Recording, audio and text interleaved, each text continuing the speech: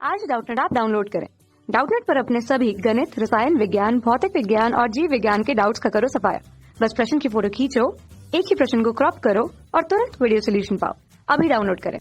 Hello friends, हमारा question है विद्युत चुम्बकीय स्पेक्ट्रम के दृश्य भाग के अलावा बाकी भाग को क्यों नहीं देखा जा सकता।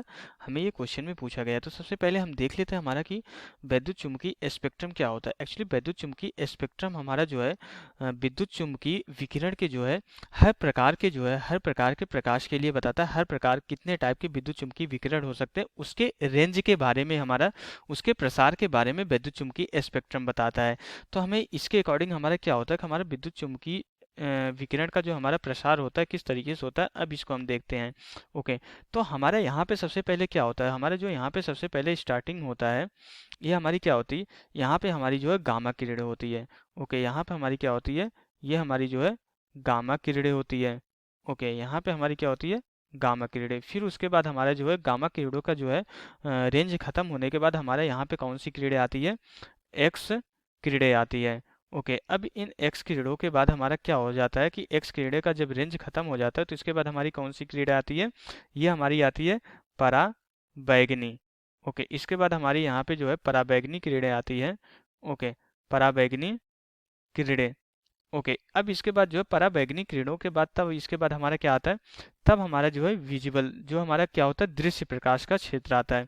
फिर इसके बाद हमारा किसका आता है, पराबैंगनी किरणों के बाद हमारा जो है दृश्य प्रकाश का हमारा जो है यहाँ पे क्षेत्र आता है। दृश्य प्रकाश के क्षेत्र के बाद हमारा कौन सा आता है, इसके बाद हमारा आता है अवरक्त किरणें आती है। कौन सी आती है, अवरक्त किरणें आती है।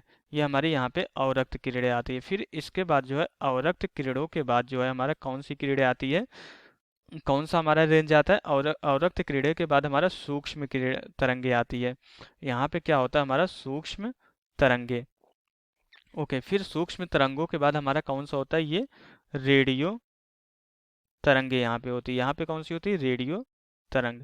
ओके, तो ये हमारा पूरा का पूरा क्या होता है, वैद्युत चुम्बकीय विकिरण का हमारे क्या है, पूरा का पूरा प्रसार है। तो इतने टाइप के हमारे जो है विकिरण होते हैं वैद्युत चुम्बकीय में, हमारे इतने टाइप के विकिरण होते हैं। तो हमारा क्या होता है कि जब हम यहाँ पे जो है, ओके, तो जब हम यहाँ पे जो है इस तरफ बढ़ते हैं, ओके, जब हम यहाँ से जो है इस तरफ से जो है अगर इस तरफ बढ़ते हैं तो हमारा क्या बढ़ता है, हमारा इसका जो है तरंगदैर्घ्य बढ़ता है। और जब हम यहाँ से जो है इस तरफ से यहाँ पे जो है इस साइड से जो है इस साइड की तरफ जाते हैं तो हमारा क्या बढ़ता है, आवृत्ति बढ़ती है प्रकाश की। ओके, विद्युत चुम्बकीय विकिरण की हमारी क्या बढ़ती है, आवृत्ति बढ़ती है। ओके, तो ये हमारे क्या होता है, ये हमारा तरंगदैर्घ्य बढ़ने का क्रम होता है और हमारा ये क्या होता है, ये हमारी आवृत्ति बढ़ने का क्रम होता है।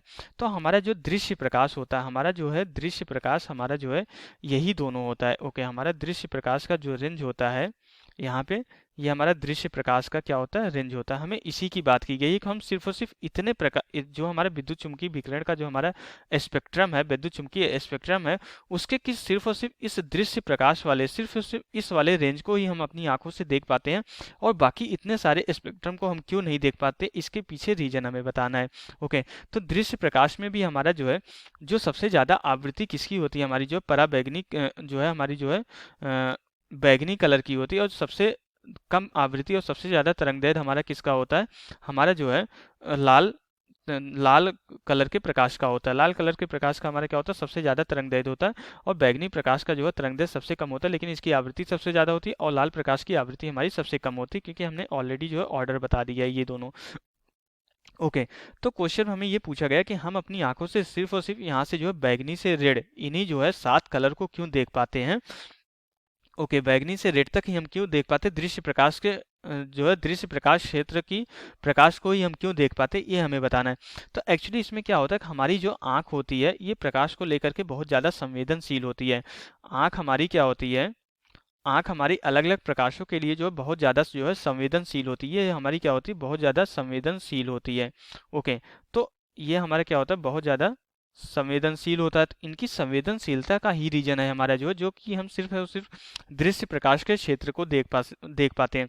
तो ये हमारा आँख क्या होता है, हरे प्रकाश के लिए सबसे ज़्यादा संवेदनशील होता है। ओके, हरे प्रकाश के लिए सबसे ज़्यादा संवेदनशील होता है हमारा जो है हरे प्रकाश के लिए हमारा जो है सबसे ज़्यादा संवेदनशील होता है। ये हमारा जो है आँख जो है हरे प्रकाश के लिए सबसे ज़्यादा संवेदनशील होता है। अगर हम हरे प्रकाश के लिए इसकी संवेदनशीलता को 1 मान लेते हैं, अभी हम यहाँ पे चेक कर रहे हैं, हरे प्रकाश के लिए अगर इसकी संवेदनशीलता को 1 मान लेते हैं तो इसकी संवेदनशीलता इस तरीके से जो है इस तरीके से हमारी जो है परिवर्तित होती है कि यहाँ पे हमारा जो है रेड और वायलेट के लिए हमारी कितनी आ जाती है, हरा हमारा यहाँ कहीं बीच में होता है। ओके, हरा प्रकाश हमारा यहाँ कहीं बीच में होता है। अगर इसके लिए संवेदनशील हम अपनी 1 मान लें, क्योंकि यही इसी प्रकाश के लिए, हरे प्रकाश के लिए हमारी आँख जो है सबसे ज़्यादा संवेदनशील होती है, मीन्स सबसे आसानी से देख सकती है। ओके, तो फिर इसके बाद क्या होता है कि हमारे जैसे ही हम जो है इस तरफ आते या इस तरफ जाते, दोनों तरफ आने की वजह से, चाहे हम रेड के लिए देखें या जो है बैगनी के लिए देखें, दोनों कलर के प्रकाश के लिए हमारा क्या हो जाता है, इसकी जो संवेदनशीलता हो जाती है, कितनी हो जाती है, संवेदनशीलता जो हमारी जो है आँख की जो संवेदनशीलता हो जाती है वो कितनी कम हो जाती है, किस तरीके से परिवर्तित हो जाती है, ये सिर्फ और सिर्फ हमारी जो 0.01 तक बची रह जाती। ये हमने जो है 1 या इतना जो हमने बस संवेदनशीलता किस तरीके से परिवर्तित होती है आँख का जो है प्रकाश के कलर को लेकर के, हमने बस एग्जाम्पल के लिए ये माना है कि इस रेशियो में इस तरीके से हमारा चेंज होता है।